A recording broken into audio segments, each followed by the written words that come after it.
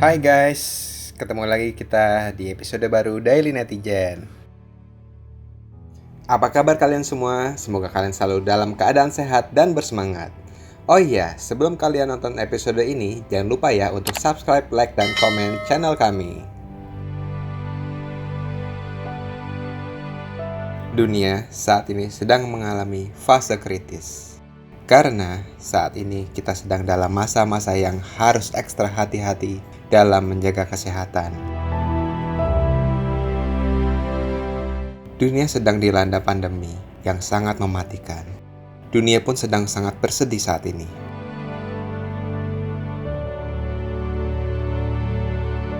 Saat ini, kita harus tetap bertahan dan berjuang untuk melawan pandemi ini. Udah banyak banget orang-orang terdekat kita, orang-orang di sekitar kita yang terdampak dengan pandemi ini.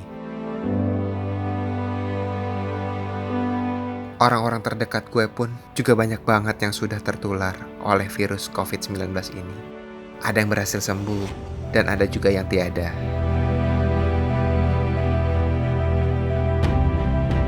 Gue pun sangat bingung sama orang-orang yang punya pemikiran berbeda terhadap pandemi COVID-19 ini.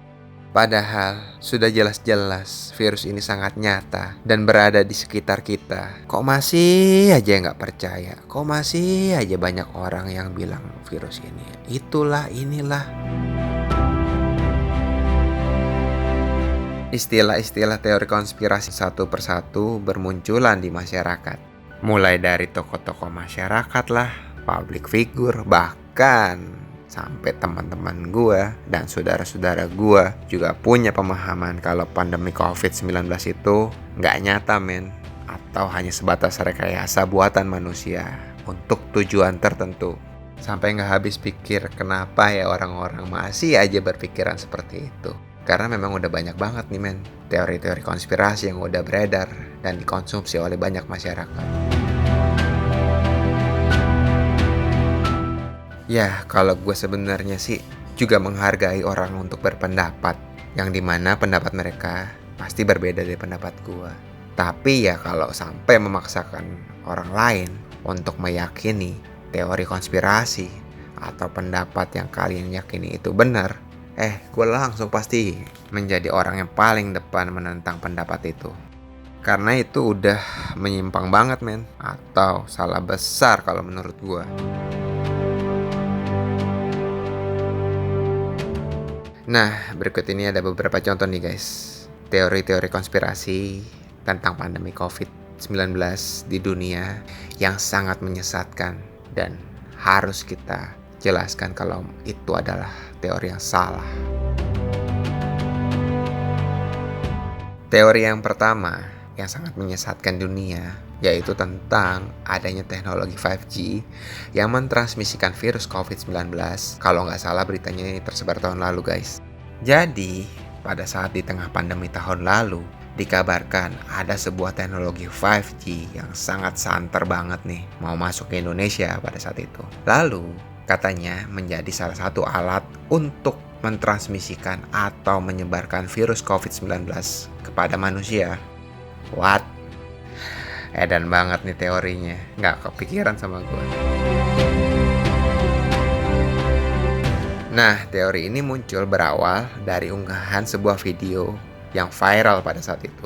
Isi dari video itu adalah sebuah rekaman kejadian terbakarnya menara ponsel. Itu terjadi di Birmingham, Inggris.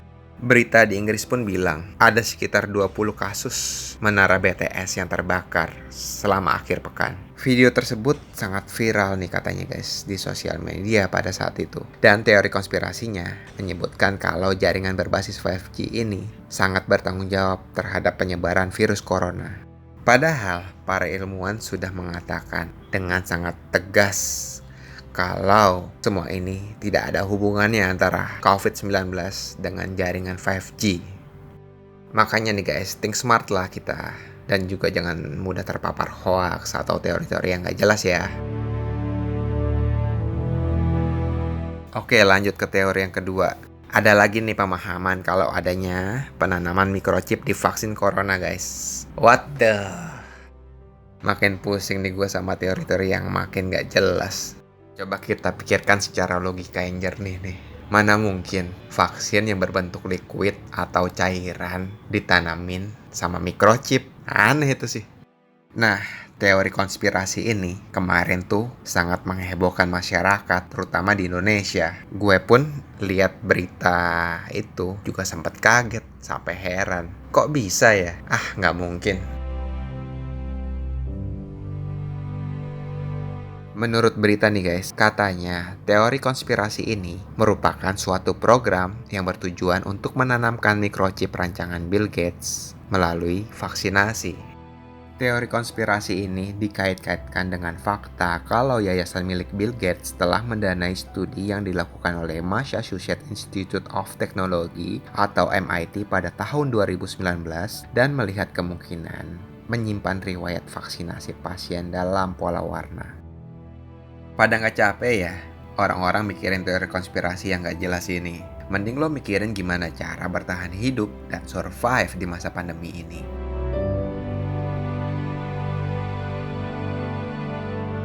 Lalu lanjut ke teori konspirasi yang menyesatkan yang ketiga. Waktu itu, gue ngelihat di berita, baik di televisi maupun di news portal digital, kalau ada sebuah teori konspirasi yang mengatakan adanya laboratorium yang memproduksi virus corona di Cina. Teori konspirasi tersebut mengatakan pada awalnya ada kebocoran virus yang semula akan digunakan sebagai senjata biologis Cina. Klaim rumor teori konspirasi tersebut dilansir oleh Life Science pada tanggal 20 April 2020 lalu. Kemudian nih gue mengutip dari para peneliti dari Departemen Mikrobiologi Fakultas Kedokteran Universitas Indonesia. Mereka mengatakan virus corona memang sudah ada sejak lama dan diantaranya disebabkan oleh SARS dan MERS, yang dimana sumber utama virus tersebut berasal dari kelelawar yang menularkan melalui hewan-hewan perantara. Lalu ada lagi nih guys, kutipan dari sebuah jurnal Nature Medicine pada tanggal 17 Maret 2020 yang menunjukkan bukti spesifik yang menyangkal teori konspirasi tersebut kalau virus corona atau SARS-CoV-2 tidak direkayasa di laboratorium Cina. Dan dengan data-data yang dikeluarkan oleh para peneliti yang ahli di bidang mereka bukan artis loh, mereka bukan public figure, mereka bukan politikus, mereka memang ahli dan sekolah di bidang tersebut loh. Jadi, dengan sangat tegas nih, bahwa virus corona ini bukanlah sebuah rekayasa manusia, melainkan proses alami yang terjadi tanpa rekayasa buatan. Jadi, kalian yang nggak sekolah di bidang mikrobiologi dan bukan seorang peneliti atau ilmuwan di bidang tersebut, jangan suka menelan mentah-mentah ya guys. Ya berita yang beredar itu belum tentu benar.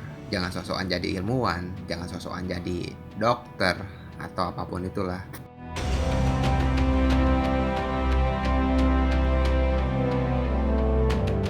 Waktu itu sempat ramai ya kalau nggak salah di media-media adanya klaim dari Aliansi Dokter Dunia. Klaim yang menyebabkan kehebohan tersebut datang dari Aliansi Kedokteran di Eropa. Mengutip dari berita yang ada di kompas.com, ada sebuah pernyataan dari Aliansi Dokter Dunia bahwa corona itu tidak lebih ganas dari flu biasa.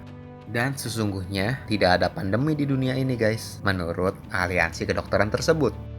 Hal ini beredar sangat luas ya pada saat itu di media sosial. Tapi gue yakin ini hanya sebuah teori konspirasi yang sesat. Dan gue yakin ini cuma hoax semata. Kebayang gak sih lo teman-teman? Ada berapa juta orang yang kemakan dengan omongan kosong belaka ini. Alhasil, gara-gara statement yang gak bertuan ini, banyak korban jiwa guys. Gue mengutip nih guys dari WHO, kalau narasi yang disampaikan oleh Aliansi Kedokteran Dunia tersebut merupakan salah besar. WHO menilai kalau COVID-19 jauh melampaui rasio kematian influenza biasa. Ya, kesimpulannya sih guys, setelah ditelusuri tentang klaim tersebut yang datangnya dari Aliansi Kedokteran Dunia, bahwa COVID itu tidak lebih ganas dari flu biasa, tidak ada pandemi, dan tes PCR hanya rekayasa, semua itu nggak bener ya guys, atau alias hoax. So, buat kalian tolong banget ya guys, jangan telan mentah-mentah informasi yang belum jelas kebenarannya. Jangan langsung di forward kalau lo nerima WhatsApp atau pesan-pesan di sosial media ke orang lain, apalagi ke keluarga lo sendiri. Jangan pernah guys. lebih baik lo filter dulu guys. Udah banyak impactnya guys. Salah satu contohnya, aku punya temen, bapaknya salah satu penganut orang yang gak percaya sama corona. Lalu saat itu bapaknya lagi sakit, dia gak mau diajak ke dokter atau diperiksakan ke dokter, bersikeras gak mau. Sampai suatu hari akhirnya bapaknya nyerah, akhirnya mau ke rumah sakit. Kenapa beliau gak mau? Karena dengar masukan dari banyak-banyak orang atau dari lingkungannya, omongan gak jelas itu santer banget di lingkungannya. Dan bapaknya itu mudah termakan akan berita tersebut. Akhirnya bapaknya itu bersikeras kalau COVID itu gak ada, gak nyata. Ntar kalau ke rumah sakit di COVID kan. Alhasil akhirnya bapaknya jatuh sakit dan akhirnya mau ke rumah sakit. Bener guys, pas diperiksa bapaknya positif corona, tapi udah tingkat yang kritis. Alhasil anaknya pun bingung harus gimana. Dan 2 hari kemudian bapaknya tiada. Ya pesan dari gua sih, janganlah kita nyebarin berita-berita yang gak jelas. Kalau orang yang tercinta di sekitar kita meninggal, siapa yang mau tanggung jawab ketika kemakan omongan-omongan yang sesat tersebut?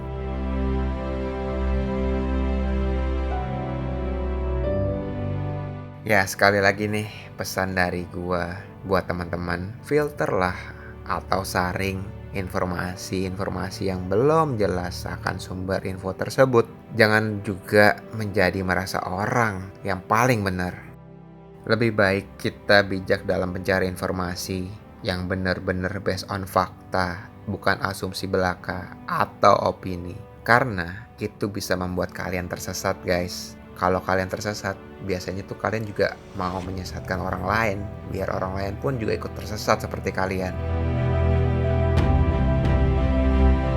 Kondisi ini memang benar-benar berimpak besar buat semua orang. Jadi kita harus ngebuat kondisi ini sekondusif mungkin biar gak stres dan tetap sehat.